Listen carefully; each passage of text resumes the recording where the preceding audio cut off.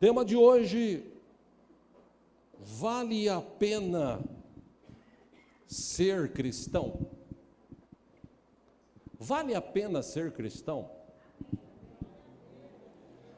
Pergunta que muita gente está fazendo hoje, por conta da pandemia, por conta das dificuldades. Muitas pessoas hoje estão desviadas, muitas pessoas hoje fracas espiritualmente e se fazendo constantemente esta pergunta: será que vale a pena mesmo ser cristão? Como já disse aqui repetidas vezes, e repito hoje novamente, não tem comparação esta vida que nós vivemos aqui com a vida eterna com Deus. Não tem comparação. Basta você ler alguns textos bíblicos, e daqui a pouco nós vamos ler um deles, para você entender que a vida nos céus, ela é totalmente diferente desta vida na terra. Aqui na terra a gente passa por sofrimentos, decepções, tristezas, enfermidades. A gente é passível de sofrer enganos, cometer enganos. Mas a vida no céu não, a vida no céu é totalmente diferente da vida nesta terra. A vida no céu, segundo a Bíblia, não tem dor, não tem sofrimento, não tem enfermidade, não tem tristeza, que diz a Bíblia que toda lágrima será enxugada dos olhos. Ou seja, não tem comparação. E aí vem a minha pergunta: por que então que tem gente que nos dias de hoje se pergunta, vale a pena ser cristão? Por que que ainda tem pessoas que se dizem cristãs? E eu quero abrir um parênteses aqui, porque a gente vive num tempo que todos dizem assim: todos são filhos de Deus, todos são criaturas de Deus. Sim, todos são criaturas de Deus. Não, todos são filhos de Deus. Então, Deus ele vai ter aquela chamada misericórdia de todo mundo e tal. No final, Deus salva todo mundo. Poxa, se fosse assim, a gente não precisaria da Bíblia, a gente não teria como regra de fé. Se Deus permitiu que a Bíblia fosse escrita, é porque tudo que Ele gostaria que nós soubéssemos acerca desta vida e da vida futura está registrado nela. Por isso que é preciso ler a palavra. Agora, não se deixe enganar com essa história de que todos serão salvos, de que todas as religiões levam o homem a Deus. Eu já ouvi muito isso, todos os caminhos levam o homem a Deus, né? E na verdade isso é mentira, porque a Bíblia diz que só tem um caminho, esse caminho é Jesus. Ele é o caminho, a verdade e a vida, diz a Bíblia. A Bíblia também diz que só tem um mediador entre Deus e os homens, a saber, Jesus. Ou seja, não tem outro ser que seja homem, que seja mulher, que existiu ou que existe, que possa mediar o nosso relacionamento com Deus. É só Jesus. Então, quem conhece, quem tem essa experiência com Jesus, dificilmente essa pessoa vai fazer esse tipo de pergunta. Mas é óbvio que nós somos humanos, nós passamos por dificuldades, nós passamos por lutas, nós somos tentados. E chega um momento da nossa vida que a gente pergunta-se, vale a pena ser cristão? Se você olhar para a Bíblia, você vai encontrar no Salmo 73 uma declaração dos filhos de Asaf. Eles escreveram: eu olhei para a pessoa lá de fora, e eu olhei para o ímpio e quase desviei. Essa é a tônica do Salmo 73. Eu olhei para o ímpio e quase desviei. Por quê? Porque o ímpio parece que ele não fica doente, parece que ele não tem problema, parece que ele não passa por dificuldades. Tudo vai bem para ele, tem saúde, come bem, tem bons carros, boas casas, tem dinheiro. Eu olho para eles e falo assim: caramba, alguma coisa está errada. Disse ou escreveu um dos filhos de Asaf. Aí ele diz assim: até o dia que eu entrei no teu templo, Senhor, Até o dia que eu te conheci, até o dia que eu vi que o Senhor é o Deus, que o Senhor é aquele que provém tudo, e que o relacionamento contigo é bem melhor do que viver um relacionamento com nesta terra. Ele diz assim, eu sei que o ímpio vai passar, a vida do ímpio, ela vai acabar, ela não dura para sempre, mas a vida daqueles que servem a Deus, que tem Jesus como Senhor e Salvador de suas vidas, a vida deste, ele morre, mas ele passa por uma vida muito melhor, que é a vida eterna com Deus. Aí a questão de fé, de crença. Eu estava lendo uns livros estes dias, e fui pesquisar na internet e encontrei um achado interessante. Lá no século XVII, vi um camarada, um francês, que ele era um pensador, ele se achava muito inteligente, e era, mas ele se achava também, e por tanta inteligência ele era ateu. O sobrenome dele, Voltaire, ele, certa vez, no ano de 1700 aproximadamente, havia hoje parte da Alemanha, era essa antiga província, esse antigo reino chamado de Prússia, e ele era muito ligado ao rei da Prússia, que era uma potência da época. E certa vez eles estavam numa festa lá nessa região, e na hora dos brindes, ele ergueu a sua taça, apesar de ser ateu, ele ergueu a sua taça para brindar com o rei, com os outros que estavam ali, e ele disse, eu troco o meu lugar no céu por um lugar prussiano, da Prússia. E aí ficou aquele silêncio.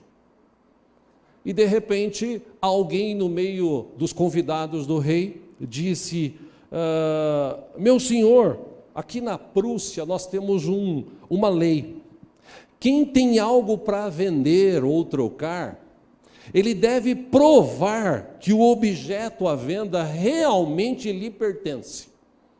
O senhor pode comprovar que tem um lugar nos céus?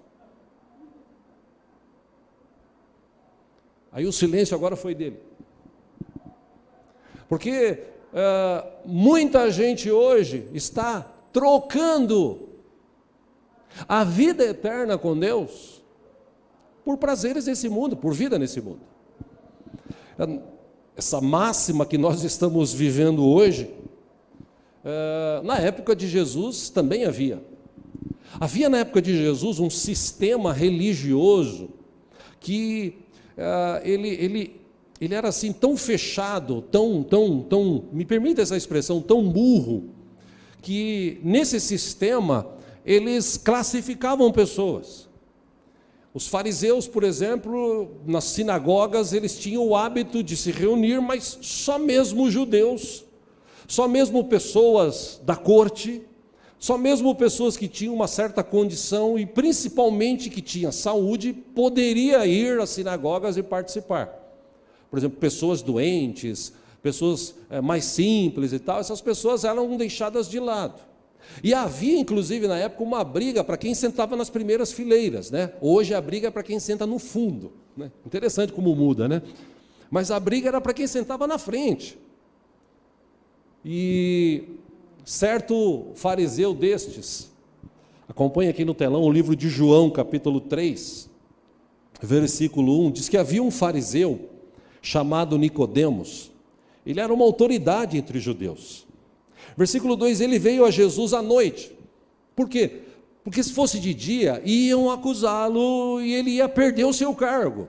É óbvio e certo, graças a Deus, que este homem chamado Nicodemos, quando Jesus, antes de Jesus ser crucificado, ele já havia se convertido ao Evangelho.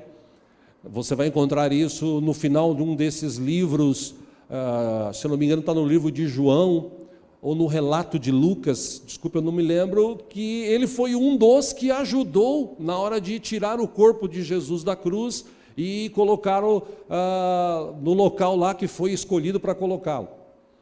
Mas ele, enquanto não tinha essa experiência com Deus, com Cristo, ele era religioso e na sua religião, Ele não aceitava muito as coisas que foram ditas por Jesus, mas ainda assim, aquilo chamou a atenção.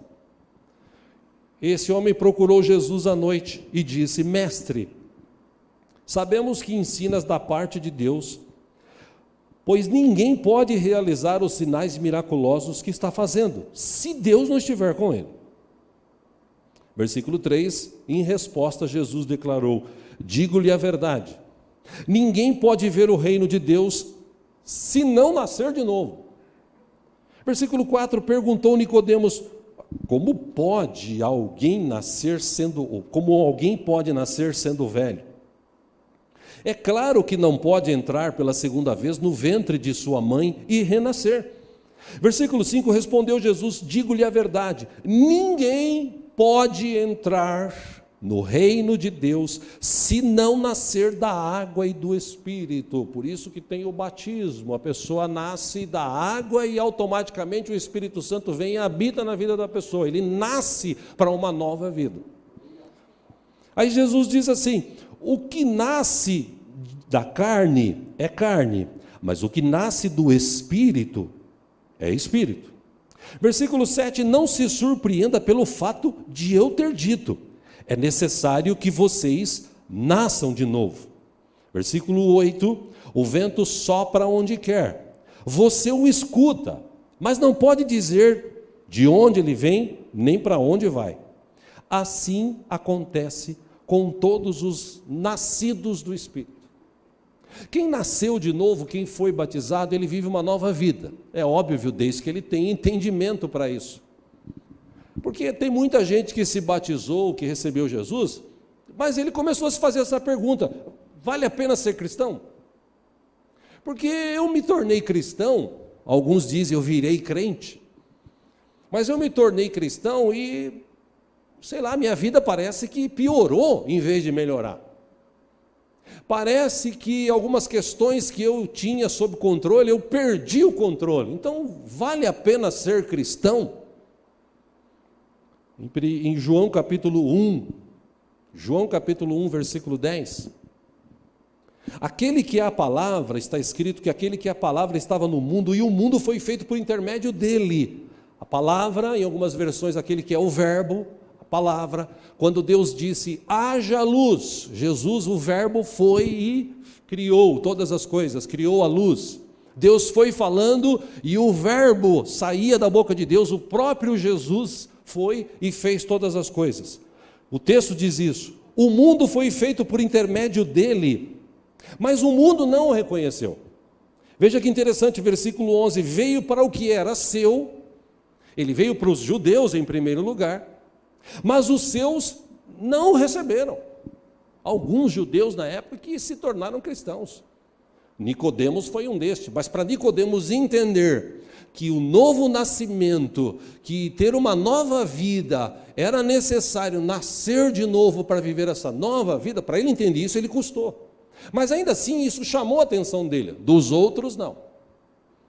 Interessante que no versículo 12, o texto diz assim: contudo, aos que o receberam, aos que creram em seu nome, deu-lhes o direito de se tornarem filhos de Deus.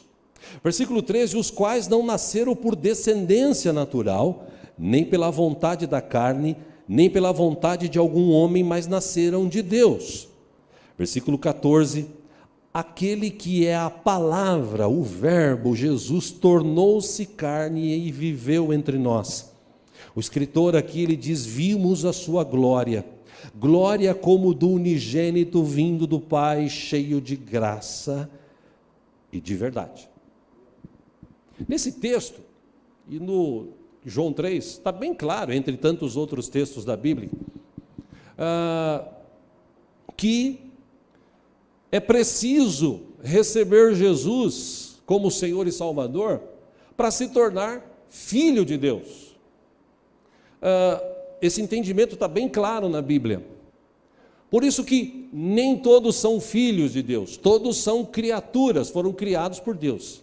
Filhos, a Bíblia classifica. Primeiro, Jesus era o unigênito.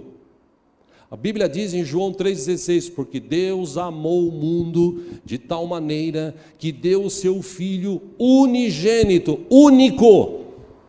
Para quê? Para que todo aquele que nele crer não pereça, mas tenha vida eterna. Mais para frente você vê o apóstolo Paulo classificando Jesus como primogênito, o primeiro de muitos outros filhos. Então, através de Jesus, nós nos tornamos filhos de Deus. Por isso que não tem religião, dogma, o que tem é a Bíblia. Fechando esse parênteses, frequentemente a gente ouve essa pergunta: todo mundo é filho de Deus? Não, nem todos são filhos de Deus. Só quem recebeu Jesus como Senhor e Salvador, quem se entregou a Ele, quem se batizou e quem vive nessa caminhada de fé servindo ao Senhor. Uma vez entendido isso, vale a pena ser cristão? Por que tanta gente pergunta isso? Dia desses eu estava conversando com uma irmã amiga, hoje amiga até, e a gente está falando sobre exatamente o momento que a gente está vivendo, as dificuldades. Ela está hoje morando num outro país, e nesse outro país as dificuldades são as mesmas praticamente que nós estamos vivendo aqui no Brasil. E ela falou das questões que está vivendo lá. Também falei das questões que nós estamos vivendo aqui. Ela é cristã, e a gente conversando sobre o cristianismo, sobre o desânimo de muita gente de ir à igreja, a falta de vontade dos jovens, talvez hoje, de ter aquele desejo de ir à igreja. E ela disse: olha, eu, quando eu era mais jovem, confesso que algumas vezes eu fui para a igreja forçada. Fui para a igreja forçada. Eu não tinha a mínima vontade de ir. Teve vezes que eu fui ao culto, mas lá no culto eu não senti nada. Começou o culto, cantou louvores, eu ouvi a palavra, saí do mesmo jeito que eu entrei. Ela disse. Falei: mas ainda bem que você está firme aí servindo ao Senhor, né? Ela falou: sim, eu estou firme aqui, Deus é comigo. Aí eu usei aquela expressão que eu já preguei aqui no passado, e às vezes lembro, alguns irmãos até lembram, que é um dito até popular: é melhor você estar dentro da arca, né? É melhor você estar dentro da arca, mesmo cheirando cocô, xixi, os animais fedendo, soltando pum, aquele empurra, é melhor você estar dentro da arca, porque dentro da arca você vai ser salvo. Fora da arca, quem estava fora morreu. E ela disse: realmente eu estou dentro da arca. Eu falei: pois é. Eu falei: eu vou te falar um negócio, se serve de consolo isso para você, não foi só você que sentiu isso. Falou: sério? Mas você é pastor. Eu falei: por trás desse título pastor tem um ser humano. Tem um ser humano que tem sentimento, que passa por dificuldades, por lutas, que às vezes fica até com enfermidades e ninguém sabe. Eu disse para ela, brincando, eu falei assim: o meu pai, aquele que eu poderia buscar ajuda, auxílio, meu pai morreu faz 27 anos, minha mãe morreu faz 17 anos, meu irmão mais velho infelizmente faleceu faz um ano e pouco. Eu falei: eu não tenho gente assim acima de mim, de família, que eu possa chegar e falar assim: me ajuda, me dá um conselho, o que eu faço? Eu não posso, muitas coisas que acontecem na minha vida, eu não posso falar para qualquer pessoa, eu tenho que ter pessoas que se importem comigo. E eu louvo a Deus, porque tem algumas pessoas aqui na igreja que se importam, às vezes manda lá uma mensagem no WhatsApp: pastor, como é que o senhor está? Tudo bem? Puxa, muito obrigado, estou bem. Porque eu sou humano, eu sou de carne e osso, eu não venho para cá voando, lá do Jaraguá, né? Lá de Londres, quer dizer, né? Eu venho para cá de carro. E tenho as minhas dificuldades. Mas a gente vive num tempo hoje que é mais fácil olhar as suas dificuldades do que as dos outros. E como pastor, eu quero também deixar uma coisa clara aqui, irmãos. O nosso Deus, Ele é que é onipresente, tá? Ele é que é onipresente. Só Ele pode estar em todos os lugares ao mesmo tempo, eu não posso. Outra coisa, só Deus é onisciente, só Deus sabe de todas as coisas, eu não sei. Eu não tenho uma bola de cristal, eu até gostaria de ter, Deus me perdoe de falar isso, né? De acordar de manhã e chegar nela e me revela aí, o que vai acontecer hoje? Quem que está passando dificuldade, luta, para eu ligar e tal. De vez em quando o Espírito Santo fala na minha... Eu lembro assim de imagem de pessoas. E aí eu pego e falo, opa, vou ligar, eu mando uma mensagem. Mas eu não tenho bola de cristal. Se você ficou doente, se você está com um problema, fala comigo. Manda uma mensagem. Aí a gente vai tentar de alguma forma ajudar. Eu não tenho bola, eu não sou onisciente, só Deus é. Eu tenho buscado a cada dia me aproximar mais de Deus, até para ter essa capacidade de revelação, de Deus revelar, olha, fulano, Beltrano, mas eu não tenho ainda, eu sou humano. E eu dizia para ela, você pensa que algumas vezes eu já não me perguntei, vale a pena ser cristão? Vale a pena você ajudar tanta gente e depois as pessoas ainda tacar pedra em você? Será que vale a pena você se esforçar para caramba, fazer tudo que você pode fazer? Será que vale a pena você estar na igreja desde os 3 anos de idade? Será que valeu a pena você carregar telha numa das igrejas que meu pai construiu, em outra fazer cimento, e fazendo cimento ainda ser chamado de mole, massa mole, massa... Será que valeu a pena tudo isso? Será que valeu a pena passar 22 anos, 23 anos com um grupo musical, cantando em tudo quanto é lugar? Será que valeu a pena entrar em estúdio, gravar disco? Será que valeu a pena estar aqui há 17 anos que eu sou pastor, a igreja tem há 24, 17 que eu sou pastor? Será que vale a pena? Eu fico às vezes me perguntando, será que valeria a pena? Dizia para os irmãos ontem, às vezes eu estou pregando aqui, me esforço para pregar um sermão, uma palavra que possa trazer conforto ao teu coração, às pessoas que assistem, né? Mas às vezes vem essas perguntas do coração. É interessante, eu falei isso para eles, quando eu vou pregar numa outra igreja, acaba o culto, vem um monte de gente, nossa pastor, glória a Deus, que palavra, aleluia. Tem gente que falou assim, o senhor não quer vir mais vezes, porque quando você vai pregar numa outra igreja, tudo é novo. Agora, prega todo domingo, ou toda quinta, como era antigamente, agora graças a Deus tem outros irmãos que a gente está até convidando pastores, e os irmãos da igreja que a gente está treinando para pregar. Mas vai pregar toda quinta, todo domingo, há 17 anos, vai fazer isso, vai preparar, vai ler a Bíblia, para você não pregar nada repetido, para você ter sempre uma palavra. Não é fácil. O que eu estou falando para você, eu comentei com ela, tá? E aí ela disse assim, realmente não é fácil. Eu falei, você pensa que eu não me perguntei? Então não é um negócio só seu, não. Se serve de consolo, eu também me pergunto isso, será que vale a pena ser cristão? Mas quando eu olho para trás e vejo tudo o que aconteceu de bom, que vocês sabem, eu sou um cara otimista, eu não olho o lado pessimista, eu olho o lado otimista, eu procuro sempre ver o lado bom, principalmente das pessoas. Às vezes eu sou até criticado por isso, porque eu acredito muito no lado bom das pessoas. Mas enfim, Deus me fez assim. Mas quando eu olho por tudo que passei, eu posso dizer para você, meu irmão e minha irmã, vale a pena ser cristão. Não foi justo com José do Egito, quando ele era jovem, 17 anos, ser vendido como escravo, mesmo sendo escravo, fazendo o melhor para Deus. Ele foi tentado, teve um assédio sexual por uma mulher do seu chefe, e ele resistiu. E por causa da sua resistência, ela mentiu e ele foi preso de novo.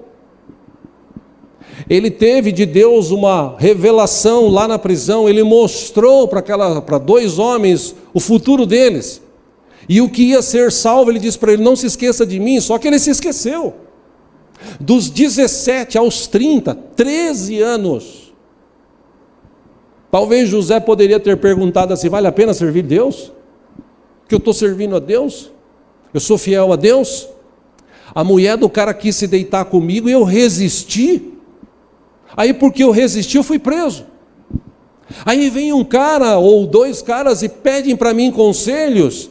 e eu dou para eles, eu peço a Deus, Deus me dá a revelação, eu falo para eles o que vai acontecer, um ia ser morto, o outro ia ser liberto e honrado, e foi o que aconteceu, aí eu fico aqui preso, e o cara se esquece de mim. Pô, vale a pena servir a Deus?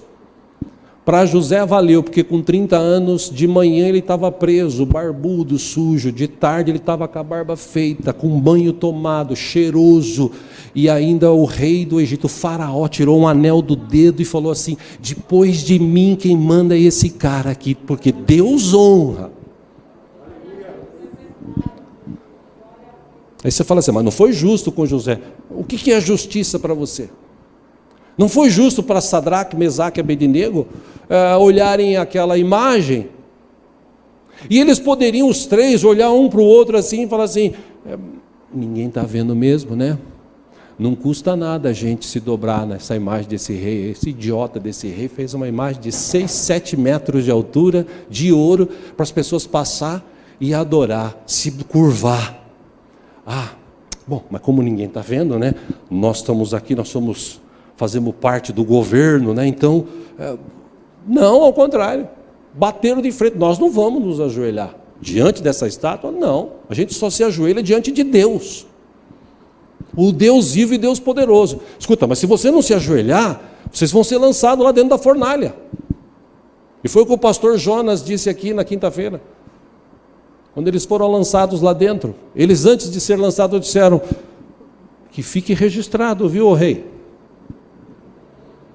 Se Deus nos livrar, ou mesmo que Deus não nos livre, nós não vamos nos dobrar a essa imagem. Ah, é? Pois joguem ele lá dentro. E jogou os 3. E o texto diz que as cordas que eles estavam nas mãos amarradas queimaram, mas não queimou um fio de cabelo, um tecido da roupa, nada. Por quê? Porque nos piores momentos Deus está presente, vale a pena ser cristão. Se você olhar para Daniel podia falar assim: pô Deus, tanta gente, que justo eu. Joga aquele bandido na cova dos leões, joga aquele estuprador na cova dos leões, eu? Ele foi lançado na cova dos leões, mas lá na cova dos leões Deus estava com ele. Ou seja, meus irmãos, servir a Jesus hoje é um desafio. É um desafio. Me arrisco até dizer que não é para qualquer um. Porque se dizer cristão e por qualquer situação você sucumbir, você desistir, você pode talvez até pensar, mas desistir, não. Você pode até cometer um erro, um pecado. Pecado é errar o alvo. Você pode até errar o alvo, mas você pede perdão, volta e fica na presença do Senhor. Você pode até passar por dificuldades, você pode até não ter muito dinheiro, você pode até não ter um carro zero, você pode até não ter uma casa no Alphaville, uma super mansão, mas você tem a coisa mais preciosa que um ser humano poderia ter na vida, é Jesus Cristo como Senhor e o Espírito Santo habitando dentro de mim e de você. Quando a gente olha para as situações da vida, meu irmão, vale a pena ser cristão. Vale a pena porque Jesus disse, Jesus não obrigou ninguém. Jesus disse assim: negue-se a si mesmo. Quer me seguir? Está com você a bola. Você quer me seguir? Eu quero. Está com você a bola. O que eu tenho que fazer? Negue-se a si mesmo. Negar o quê? Pô, pastor, seguinte, eu gostaria de... Interessante, tem um texto aqui que eu quero ler com os irmãos, Mateus 19, aqui, acompanha aqui no telão, Mateus 19, 17. Quando Jesus ia saindo de um dos lugares que ele estava, um homem correu em sua direção, se pôs de joelhos diante dele e lhe perguntou: bom mestre, que farei para herdar a vida eterna? Versículo 18, respondeu-lhe Jesus: por que você me chama bom? Ninguém é bom a não ser um, que é Deus. Aí Jesus responde: você conhece os mandamentos. Não matarás, não adulterarás, não furtarás, não darás falso testemunho, não enganarás ninguém, honra teu pai e tua mãe. Versículo 20, ele declarou: mestre, a tudo isso eu tenho obedecido desde a minha adolescência. Versículo 21, Jesus olhou para ele e o texto diz, e o amou. Jesus disse, falta-te uma coisa, vá, venda tudo o que você possui e dê o dinheiro aos pobres e você terá um tesouro no céu, depois venha e siga-me. Versículo 22, diante disso ele ficou abatido e afastou-se triste porque tinha muitas riquezas. É certo que tem uns pastores que hoje em dia usam esse texto para arrancar tudo das pessoas, né? Mas não foi isso que Jesus quis dizer. Jesus mostrou para aquele jovem, e ele falou sobre isso no outro texto, em Mateus, que você serve Deus ou você serve o dinheiro. Existe um ser chamado Mamon, na época era um demônio que as pessoas levavam sacrifícios, sacrificavam até crianças pequenas, recém-nascidas, para ter a bênção financeira, a prosperidade, sacrificavam, outros povos faziam isso. Eles adoravam o dinheiro, eles amavam o dinheiro, e por isso que a Bíblia diz que o amor ao dinheiro é a raiz de todos os males. Aí esse cara vem e fala, Jesus, eu estou aqui te servindo, o que eu faço para herdar a vida eterna? Jesus falou, você conhece os mandamentos? Eu sei, é verdade, eu não posso isso, não posso aquilo, posso, beleza, tal, que bom, mas falta uma coisa para você. O que falta? Você precisa desapegar do teu dinheiro, das tuas coisas, porque tudo que você tem vai ficar aqui. Tudo que você tem, você não vai levar para o céu, não existe caminhão de mudança quando você morre. Você não vê no cortejo lá, de carros andando para o cemitério, você não vê um caminhão de mudança levando as coisas do cara. Tudo fica aqui. Jesus falou, você precisa se desprender disso. Jesus não estava interessado no dinheiro. Jesus estava interessado na vida dele. Tanto que Jesus, o texto diz assim, Jesus o amou e falou para ele, você precisa se soltar disso, para você viver a sua vida eterna com o céu, tanto que você está perguntando. Mas ele ficou tão abatido, tão triste, porque ele pensou assim, caramba, casa na praia, casa no campo, casa, apartamento, 3 carros, o dinheiro no banco, 2 milhões, mais as joias, mais vender tudo isso. Não dá. Não era isso que Jesus estava falando. Num outro texto, Jesus, os discípulos falam assim, Jesus, se for desse jeito, ninguém vai entrar no céu. Os ricos principalmente não vão entrar. Jesus falou, espera um pouquinho, existem coisas que são impossíveis para você, mas tudo é possível ao Deus. Aqueles que conseguem viver uma vida financeira abençoada, mas desprendida dela, aquela pessoa que o coração dela não está no que ela tem, o coração dela está em Deus. Por quê? Porque ela sabe que a qualquer momento, Jesus pode voltar ou a gente pode passar dessa para outra vida. E tudo que a gente tem vai ficar aqui. Aliás, tudo que a gente acha que tem. Que eu não me canso de citar esse texto, já citei várias vezes, eu repito, Salmo 24 diz que a terra, a sua plenitude, o mundo, quando diz mundo, gente, o mundo e tudo que nele há, pertence a Deus. É que Deus é tão bom, amém? Amém. Você pode falar isso para a pessoa que está do seu lado, de esquerda, direita, assim, de longe, mesmo de máscara. Toca um trombone. Deus é tão bom que Ele dá saúde para a gente. Ele abençoa justos e injustos. O sol brilha sobre justos e injustos. A chuva cai sobre justos e injustos. Mas sobre aqueles que permanecem firmes no Senhor, existe algo que vai além. Por isso que a pergunta de hoje vem a calhar, porque no século 21, com tanto conhecimento, existe gente perguntando, vale a pena ser cristão? Senhor, eu quero te seguir, o que eu faço? Você tem que fazer isso. Que legal, eu já faço, mas tem mais uma coisa. Puxa, essa coisa, porque Deus conhece o nosso coração. É como hoje você fala para os mais jovens, você fala para muita gente, como eu falo, escuta, você precisa ir para a igreja, você precisa ir para a ceia, aqui na igreja mesmo, pessoas da igreja que tipo meio que sumiram, desapareceram. Às vezes eu lembro, como eu disse, vem aqueles repentes na mente, eu mando uma mensagem: ô irmã, como é que você está? Ô irmão, como é que você está? Olha, domingo vai ter ceia, apareça, faça a sua inscrição, ou então se prepare em casa, como eu imagino que hoje tem irmãos que estão preparados em suas casas daqui a pouco para a gente participar da ceia. Mas não se deixe esmorecer, permaneça firme. Mas tem muita gente que diz hoje em dia: vale a pena ser cristão? Eu sou jovem, eu tenho que curtir a vida ainda, eu não curti nada da vida. Eu não curti nada da vida. Meu Deus.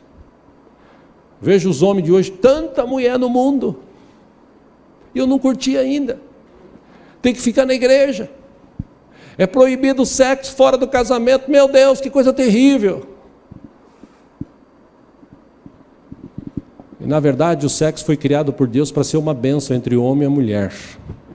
E quando eles se casam, tem a bênção do Senhor sobre estas vidas, enquanto eles permanecerem firmes. Mas tem muita gente hoje que fala assim: eu preciso curtir a vida. Quando eu ficar mais velho, eu recebo Jesus e eu vou para o céu. Cuidado, porque a gente não sabe se nós vamos ficar mais velhos. No mundo de hoje, tantos acidentes, fatalidades, balas perdidas, a gente não sabe. O que importa é que a gente esteja firme. Tem gente hoje que fala assim: Senhor, eu quero te servir, mas deixa eu resolver algumas questões antes, eu preciso resolver algumas coisas antes. Lucas 9:57, esse texto me chamou a atenção, acompanhem aqui. Quando andavam pelo caminho, um homem lhe disse: eu te seguirei por onde quer que fores. Resposta convicta: eu te seguirei por onde quer que fores. Aí Jesus olha para ele e fala assim: as raposas têm suas tocas, as aves dos céus têm seus ninhos, mas eu, filho do homem, não tenho onde repousar a cabeça. O que Jesus falou? Você está preparado para isso? Você vai me seguir, mas você está preparado de repente se você não tiver a sua casa própria, você precisar pagar aluguel? Você está preparado para às vezes até você não ter condição de pagar o aluguel, aí você não vai pagar o aluguel, aí você vai dizer assim: pô, Deus me abençoava, agora Deus me abençoa mais. Você está preparado para essas questões? Se você olhar no outro texto, Jesus disse, ele falou assim sobre o preço do discipulado, ele falou assim, perguntaram a Jesus: que preço é esse? Ele falou: ninguém vai construir nada antes de sentar e calcular para ver se tem condição. Porque se ele começar a construir e parar porque falta dinheiro, quem olhar vai falar assim: pô, que tonto, né? Começou a construir, acabou o dinheiro, devia ter se programado. Jesus está dizendo que você quer me servir, você quer me seguir, negue-se a si mesmo e esteja preparado, porque você vai passar por momentos difíceis, você vai passar por dificuldades. Mas ele disse: eu venci o mundo. E eu estou com você todos os dias até a consumação dos séculos. Um outro, versículo 59, chegou e disse, Jesus disse para ele: siga-me. Aí o homem respondeu: Senhor, deixa-me ir primeiro sepultar o meu pai. Versículo 60, Jesus lhe disse: deixe que os próprios mortos sepultem os seus próprios mortos, você porém vai e proclame o reino de Deus. Ainda outro, 61, disse: vou seguir-te, Senhor, mas deixa primeiro voltar e despedir-me da minha família. 62, Jesus disse, e respondendo falou: ninguém que põe a mão no arado e olha para trás é apto para o reino de Deus. Você fala assim: pô, Jesus pegou pesado com esses caras, né? Havia uma máxima, um ritual, algo que pertencia aos judeus da época.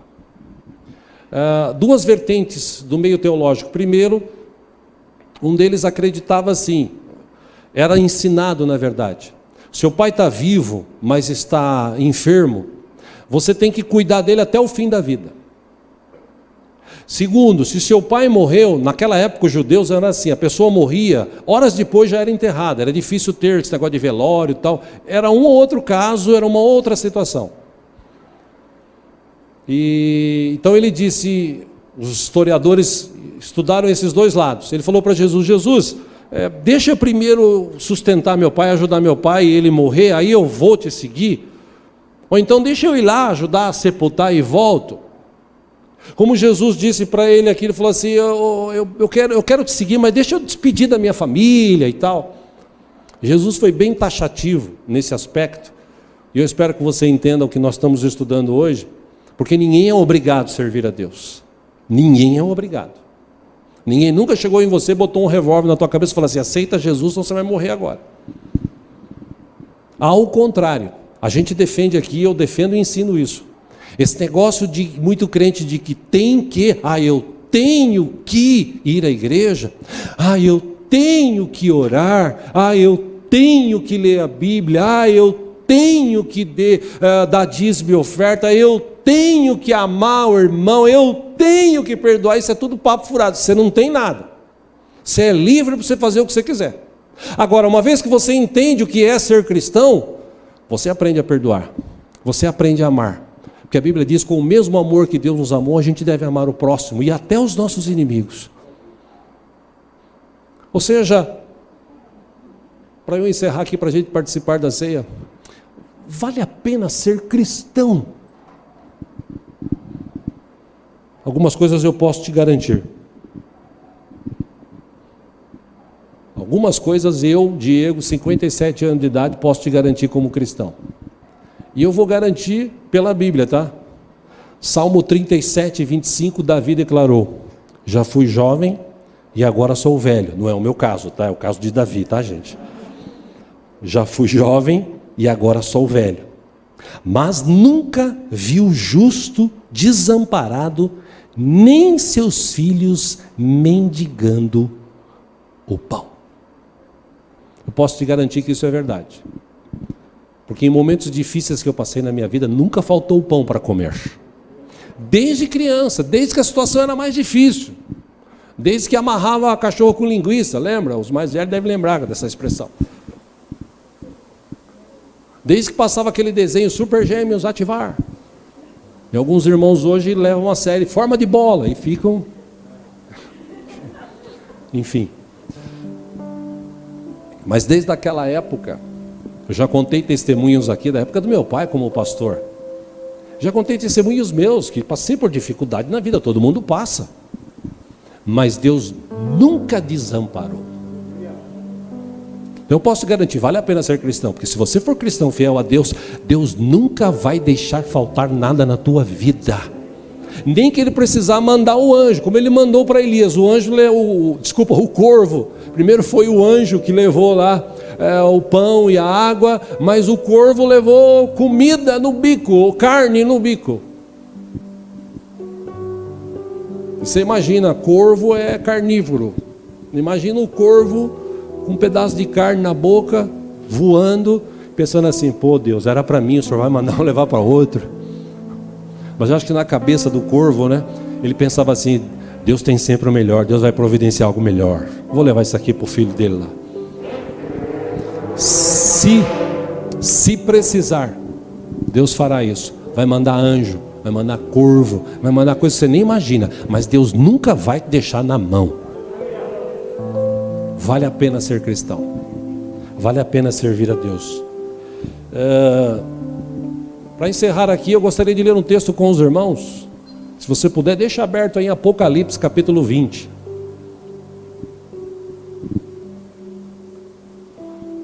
Vale a pena ser cristão? Irmão, a vida eterna, o gozo eterno na presença do Senhor é algo indescritível.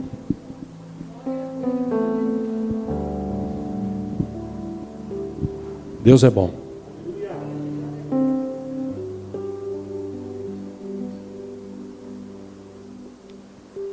Antes da gente ler o texto, deixa eu te colocar um negócio aqui. Experiência minha. Eu contei isso aqui já. Isso aconteceu ano passado. Eu lembrei até de uma irmã que também viveu algo semelhante. Ano passado, contei para vocês. Eu confesso que naquele dia eu achei que eu ia para a glória mesmo, né? Acho que abril, maio do ano passado, não me lembro direito. Mas eu tive uma experiência assim que eu acordei de manhã e me levantei, sentei na cama como eu sempre faço, oro, e nesse momento eu me vi assim, na verdade, claramente, eu me lembro aqui, eu estava deitado e ia me levantar, e deitado, naquela fração que eu despertei, você desperta, aí você fecha os olhos, parece que você vai dormir de novo. E eu me lembro que eu estava num lugar assim, tipo num apartamento ou num monte, algo alto, que eu olhava para baixo e eu via um monte de gente. Era tipo um campinho de futebol e tal, e várias pessoas embaixo andando e tal. E de repente eu senti assim, eu subindo. E aí eu falei assim, nossa, Jesus está voltando. E comecei tipo a sentir aquele gozo, sabe, um negócio assim, aqueles flashes que a gente sente do Espírito Santo quando a gente está no culto. Quem é crente sabe do que eu estou falando, que às vezes você está no culto, você sente aquele gozo assim, aquele negócio que mexe com você, aquele arrepio, aquela coisa gostosa, que é fração de segundos. Mas nesse dia eu senti acho que quase uns 20 segundos, se não 30 segundos, aquele gozo. Eu pensei que eu ia embora, sinceramente eu achei que eu ia embora. E aí, de repente, glória a Deus, a minha esposa até acordou. O que foi? Eu falei, nossa, comecei a chorar, falei, aconteceu algo assim extraordinário. Eu senti algo como se estivesse no céu agora. E eu lembrei, inclusive, quando eu pensava disso, uma irmã aqui da nossa igreja, há uns anos atrás, talvez uns 12, 13 anos atrás, antes da gente ter culto pela manhã, a gente tinha uma reunião de obreiros. Era uma ceia só dos obreiros. Ela era obreira aqui da igreja. E naquele dia atrasou um pouco. Ela precisava sair para trabalhar. Trabalhava acho que com enfermagem. E ela acabou, ela disse, pastor, quando terminar eu vou embora, porque eu estou atrasado. Irmã disse, sem problemas, vai na paz. E acabou, ela saiu. Os irmãos começaram a sair. Estava aqui conversando com os irmãos e tal, outros que ficaram, e de repente, ai pastor, meu Deus, a irmã foi atropelada ali na frente, Jesus amado. Ai meu Deus, vamos lá, e fomos lá. Mulher estendida no chão, a moto bateu nela, foi atravessar a rua aqui do outro lado, daqui para o outro lado. A moto bateu nela e ficou estatelada no chão. E aí os irmãos, irmã, e nada, e meu Deus, que coisa, né? Que tragédia, sair do culto, ser atropelado. Aí eu me ajoelhei e comecei a orar, Senhor, tem misericórdia, Deus, tem misericórdia, preserva a vida da tua serva, Senhor, tem misericórdia, Pai, em nome de Jesus. Aí de repente ela abriu os olhos, olhou para mim, e nossa, ai meu Deus, não machucou, não quebrou nada, graças a Deus, né? Aí levantou. Eu só sei que no outro dia, no outro culto, ela olhou para mim assim e falou, pastor, por que o senhor orou? Eu estava num lugar tão bom. Juro, falou isso. Um gostoso, um gozo assim tão maravilhoso. Por que o senhor... Eu só ouvi o senhor falando em nome de Jesus, Pai. Aí eu voltei, por que o senhor orou? Eu falei, irmã, tinha que orar, né? Deus tinha um objetivo para a tua vida ainda. Então, hoje ela acho que é até pastora em algum outro lugar aí. Ou seja, esse gozo, esse prazer que a gente às vezes sente alguns relampejos, alguns flashes nos cultos. Imagina isso, viver constantemente na presença de Deus. E eu vou para a Bíblia agora para encerrar. Apocalipse capítulo 20. A partir do versículo 11. Isso aqui foi uma revelação de Cristo para João, que escreveu. Pausa aí antes da gente ler. Existe muita controvérsia hoje. Tem gente que, teólogos, né, que defendem que isso aqui é um livro poético. Outros dizem que é profético. Outros dizem que isso aqui não está ao pé da letra, que é só figura de linguagem. Enfim, tem várias vertentes hoje que querem definir o livro de Apocalipse, mas ele é um livro que precisa ser muito lido, muito estudado, e ainda assim a gente não vai conseguir chegar numa conclusão. Mas vamos ler com olhos humanos, normais, simples, olhos de pessoas simples. ele escreveu assim: depois vi um grande trono branco, e aquele que nele estava assentado. A terra e o céu fugiram da sua presença, e não se encontrou lugar para eles. Versículo 12, ele escreve: vi também os mortos, grandes e pequenos, em pé diante do trono, e livros foram abertos.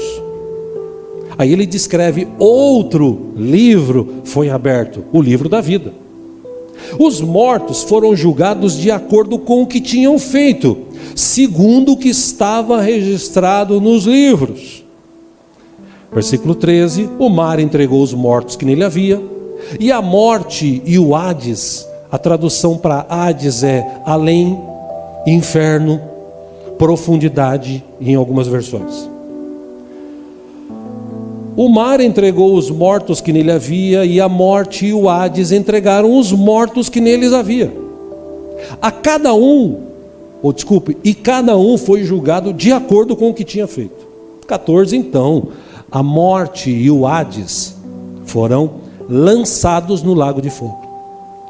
O lago de fogo é a segunda morte. 15, guarde bem isso: aqueles cujos nomes não foram encontrados no livro da vida foram lançados no lago de fogo. Pausa, fala assim: pastor, mas tem esses livros? A Bíblia está dizendo, João diz que viu. Se você voltar um pouco antes, quando Jesus estava nesta terra, ele pegou os seus discípulos, o texto fala de aproximadamente 70 e um pouco mais. Ele capacitou esses discípulos e falou: vão agora e pregam o evangelho. E eles começaram a pregar, e eles oravam, demônios eram expulsos, pessoas eram curadas, transformadas, tal. E quando eles voltam felizes. Falou: Senhor, o senhor não sabe o que aconteceu? Os demônios se sujeitaram a nós, as pessoas foram curadas. Aí Jesus olha para eles e fala assim: olha, só que alegre-se, não porque aconteceu essas coisas, alegre-se porque o seu nome está escrito no livro da vida. Então, se Jesus falou isso, eu creio que existe o livro da vida. E no dia que eu levantei a mão para Jesus e fui batizado, o meu nome foi escrito no livro da vida. E vai ser aberto esse livro da vida. E se o meu nome e o teu nome não estiver escrito lá, esses serão lançados no lago de fogo. Ah, mas eu não acredito que exista inferno.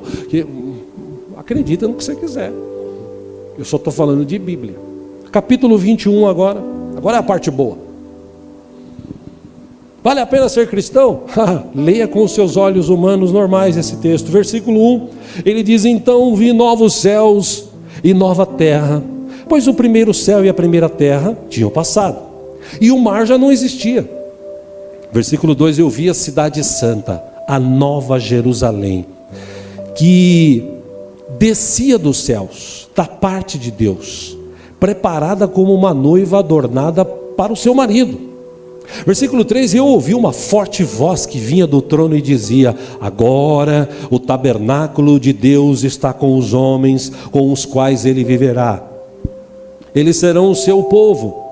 O próprio Deus estará com eles e será o seu Deus. Versículo 4, ele enxugará dos seus olhos toda lágrima. Não haverá mais morte, nem tristeza, nem choro, nem dor, pois a antiga ordem desse mundo já passou. Versículo 5, aquele que estava sentado no trono disse: estou fazendo novas todas as coisas, aleluia. E acrescentou: escreva isto, pois estas palavras são verdadeiras e dignas de confiança. Versículo 6, disse-me ainda: está feito. Eu sou o alfa e o ômega, o princípio e o fim. A quem tiver sede, darei de beber gratuitamente da fonte da água da vida. Versículo 7, o vencedor herdará tudo isto, e eu serei seu Deus, e ele será o meu filho. Versículo 8, mas os covardes, os incrédulos, os depravados, os assassinos, os que cometem imoralidade sexual, os que praticam feitiçaria, os idólatras e todos os mentirosos, o lugar deles será no lago de fogo que arde com enxofre. Esta é a segunda morte. Versículo 9: um dos 7 anjos que tinham as 7 taças cheias das últimas 7 pragas, aproximou-se e me disse: venha, eu lhe mostrarei a noiva, a esposa do Cordeiro. Pausa, olha para a pessoa que está do seu lado aí. Pergunta para ele assim: você já tem Jesus no seu coração? Amém? Falou que sim? Falou que sim? Então, nós somos a noiva do Cordeiro. Nós e todos no mundo que tem Jesus como Senhor e Salvador. Versículo 10: ele me levou no Espírito a um grande e alto monte e mostrou-me a cidade santa, Jerusalém, que descia dos céus da parte de Deus. Versículo 11: ela resplandecia com a glória de Deus, e o seu brilho era como de uma joia muito preciosa, como jaspe, clara como cristal. Versículo 12: tinha um grande e alto muro com 12 portas e 12 anjos junto às portas. Nas portas estavam escritos os nomes das 12 tribos de Israel. 13 havia 3 portas ao oriente, 3 ao norte, 3 ao sul e 3 ao ocidente. 14, o muro da cidade tinha 12 fundamentos, e neles estavam os nomes dos 12 apóstolos do Cordeiro. Versículo 15: o anjo que falava comigo, disse João, escreveu, tinha como medida uma vara feita de ouro, para medir a cidade, suas portas e seus muros. 16, a cidade era quadrangular, de comprimento e largura iguais. Ele mediu a cidade com a vara, tinha 2.200 quilômetros de comprimento, a largura e a altura eram iguais ao comprimento. 17, ele mediu o muro e deu 65 metros de espessura, segundo a medida humana que o anjo estava usando. 18, o muro era feito de jaspe, e a cidade era de ouro puro, semelhante ao vidro puro. 19, os fundamentos dos muros da cidade eram ornamentados com toda sorte de pedras preciosas. O primeiro fundamento era ornamentado com jaspe, o segundo com safira, o terceiro com calcedônia, o quarto com esmeralda. 20, o quinto, com sardônio, o sexto com sárdio, o sétimo com crisólito, o oitavo com berilo, o nono com topázio, o 10º com crisópraso, o 11º com jacinto e o 12º com ametista. 21, as 12 portas eram 12 pérolas, cada porta feita de uma única pérola. A rua principal da cidade era de ouro puro, como vidro transparente. Versículo 22, não vi templo algum na cidade. Por quê? Pois o Senhor, Deus Todo-Poderoso e o Cordeiro são o seu templo. Versículo 23, a cidade não precisa de sol, nem de lua, para brilharem sobre ela. Por quê? Pois a glória de Deus a ilumina, e o Cordeiro é a sua candeia. Versículo 24, as nações de todos os povos que receberam Jesus andarão em sua luz, e os reis da terra lhe trarão a sua glória. Versículo 25, suas portas jamais se fecharão de dia, pois ali não haverá noite. 26, a glória e a honra das nações lhe serão trazidas. 27, último, nela jamais entrará algo impuro, nem ninguém que pratique o que é vergonhoso ou enganoso, mas unicamente aqueles cujos nomes estão escritos no livro da vida do Cordeiro. Ou seja, entendeu que a gente vive nessa terra, que a gente faz parte de um pedaço da história. Se a gente conseguir chegar a 70, 80 anos, a gente devia levantar as mãos para os céus, porque tem gente que com menos já foi embora. Mas se a gente conseguir chegar com 80 anos, eu tenho um tio meu que mora em Santos, está com 87 anos, e não está gagá não, ainda fala um monte de bobagem.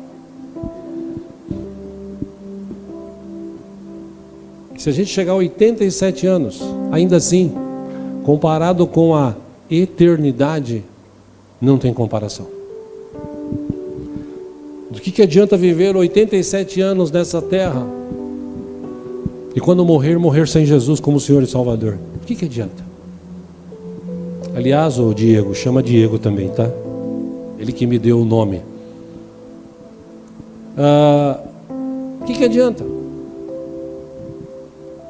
Ou seja, a pergunta que eu te faço aqui, que eu fiz no começo, eu repito. Tem muita gente hoje dentro da igreja perguntando: será que vale a pena servir a Deus? É um livro que eu li alguns anos atrás e sempre recomendei esse livro. Aliás, eu dei ele de presente para muita gente.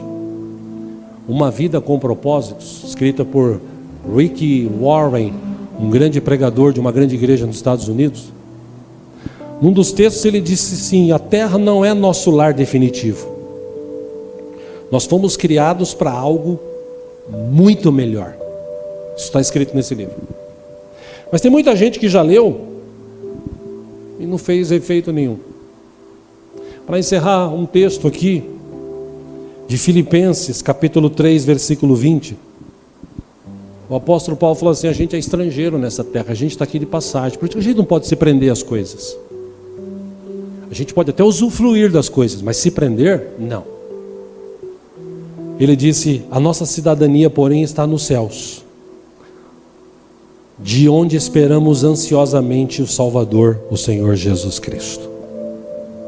Por isso que o apóstolo Paulo, sabedor disso, ele escreveu o último texto, 2 Coríntios 4:18, ele disse assim: assim, nós que somos cristãos, nós que temos essa convicção, a gente não fica fraco por qualquer coisa, a gente não desiste por qualquer coisa, a gente está diante de Deus, a gente sabe que tem algo maior. Ele escreveu assim: fixamos os nossos olhos não naquilo que se vê, mas no que não se vê, porque tudo isso que a gente vê é transitório, mas o que não se vê é eterno.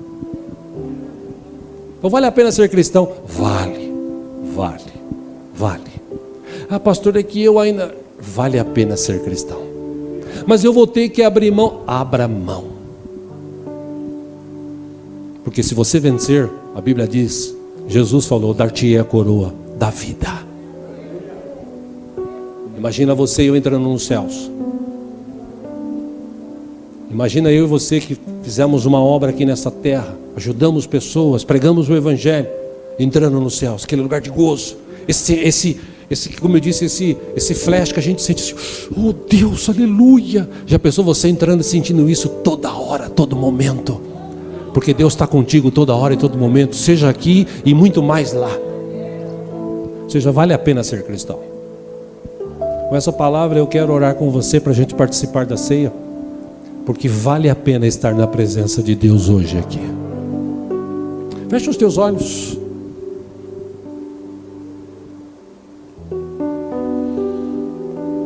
Se você já se fez esta pergunta, procurei de alguma forma te ajudar com algumas respostas. Mas se você conhece a Deus, se você tem um chamado, você não desiste. Você não desiste. Se você tem um chamado, você permanece firme. Você não olha para as circunstâncias. Ao contrário, você é a bênção de Deus aonde você foi chamado. Cuidado, tem muita gente, eu dizia isso quarta-feira passada para os irmãos no átrio, tem muitos dando ouvidos ao diabo. Ele é muito bom em iludir, ele é muito bom em semear contenda. Cuidado, não seja ingrato, não seja ingrata. Cuidado, porque lá atrás, quando você precisou, Deus levantou pessoas para te ajudar, para te aconselhar, para te visitar no hospital, ou para visitar alguém da sua família que estava no hospital. Deus levantou pessoas para te dar uma palavra, para te dar um conforto. Então esqueça as coisas ruins, os pensamentos malignos e sirva ao Senhor. Você inclusive que assiste a gente, você que está afastado da igreja, do Evangelho, e você tem um chamado para a tua vida, você tem um ministério na tua vida. Como eu falei lá na quarta-feira, tem vários irmãos lá que já passaram por a igreja e estavam desviados. Agora estão retomando a fé, estão orando, estão lutando para se desvencilhar de drogas e bebida, e se Deus permitir, a maioria daqueles que estão ali vão sair dali para uma nova vida com a família, em nome de Jesus. Mas não deixe o diabo te enganar, não deixe o diabo lançar contenda no teu coração, não deixe o diabo lançar pensamentos ruins na tua mente. Repreenda isso na palavra, diga para si mesmo: vale a pena ser cristão. Eu não abro mão, eu vou ficar firme, porque eu sei em quem tenho crido e Ele é poderoso. Eu sei que está difícil a situação hoje em dia, as crises, as dificuldades. Eu sei que às vezes por causa dessa pandemia a gente se distanciou, mas não vamos perder a mão, não vamos perder a fé, vamos permanecer juntos. Se você, eu repito, você que está ouvindo, Deus sabe do que eu estou falando aqui, está tocando na minha mente. Se tem alguém que está assistindo aí a gente, você está desviado, você está afastado, você tem ministério, Deus te chamou para fazer alguma coisa, seja ser um pregador, um evangelista, músico, cantor, seja ser um presbítero, diácono, seja ser um servidor da igreja, sem título nenhum, volte o mais rápido possível. Vale a pena ser cristão, vale a pena ser cristão. Não deixe o diabo te enganar. Amém? Você que está aqui de olhos fechados, eu te encorajo agora a orar, falar com Deus. E eu quero, como eu tenho falado muito nesses anos que tem se passado esse texto, eu quero repeti-lo aqui, Filipenses 4:8. Tudo que é bom, tudo que edifica, tudo que é de boa fama, tudo que traz paz, pense nessas coisas, escreveu o apóstolo Paulo. Quando vier o desânimo, pensa assim: espera um pouquinho, eu não vou trocar esse lugar maravilhoso nos céus por prazeres aqui nessa terra. Quando o dinheiro te confrontar, e aí, eu sou o teu Senhor, eu mando em você. Que você tenha na verdade sabedoria, entendimento suficiente para dizer: não, eu mando em você. O meu Deus é Jesus, Ele é o meu Senhor, Ele é o meu Salvador. Você que é jovem, que às vezes pensa assim: eu preciso curtir a vida, aproveitar a vida. Aproveite que Jesus está te falando hoje, fique firme. Pensa no teu futuro, pensar no momento. Aquele jovem que saiu de casa, ele pensou no momento. Quando o dinheiro acabou, ele quase comeu as bolotas que os porcos comiam. Quase, diz o texto. Ele teve até vontade de comer. Porque quando a pessoa se afasta de Cristo, a situação dela é mais ou menos essa. Portanto, volte aos caminhos do Senhor. Você que está na presença do Senhor, permaneça firme. Eu posso te garantir. Pense no futuro, não pense no presente. O presente é agora, o futuro há de vir. E se você se dedicar a Deus, a servir ao Senhor, se você for fiel a Deus, o teu futuro está garantido em nome de Jesus. Em nome de Jesus, seja nesta terra, seja na eternidade, o teu futuro estará garantido. Portanto, eu repito aqui para que oremos: vale a pena ser cristão. Eu não estou perguntando, eu estou afirmando: vale a pena ser cristão. Você e Deus, aproveite o teu momento, fale com Ele, Ele está aqui. Se de repente você sentiu esse desejo, se já fez essa pergunta várias vezes, é hora de você falar: Senhor, me perdoa. Eu entendi que vale a pena e eu quero permanecer firme. Me ajuda, me fortalece, me capacita. Dá-me sabedoria, dá-me entendimento para que eu possa resistir nos dias maus. É você e Deus, aproveite, fale com Ele, Ele está aqui.